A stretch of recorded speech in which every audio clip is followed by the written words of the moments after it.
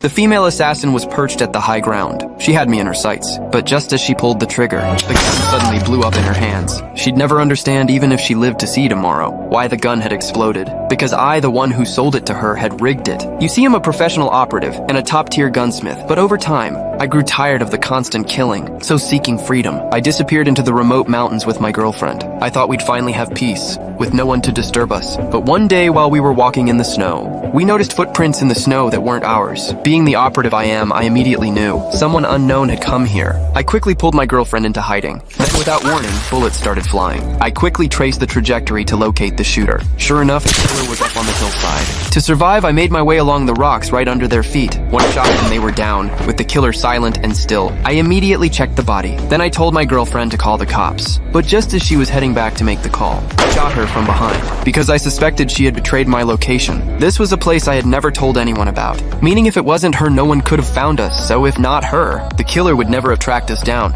Meanwhile, another assassin was waiting by the road, completely unaware that danger was closing in. The next second I appeared from behind, and took him out with a single shot. To figure out who was hunting me, I immediately reached out to my boss for help. He guessed I might have made some enemies, then he handed me a key, telling me to hide out in a remote village, and not to show my face anywhere for a while. At first I didn't overthink it and headed there, but when I arrived, I realized something was off with the villagers. They kept staring at me like I didn't belong. To survive, I floored it and left. Even tossing the phone my boss gave me into a ditch. By then I trusted no one, so I hid in another small mountain village. During the day I worked out at home, preparing for the next assassin to show up at my door. Days went by with workouts, and nights spent chatting up beautiful women at bars. Eventually I fell for a stunning woman named Clara. I thought a romantic story was about to unfold, but after spending some time together, I realized Clara wasn't as simple as she seemed, because she always carried a pistol in her handbag.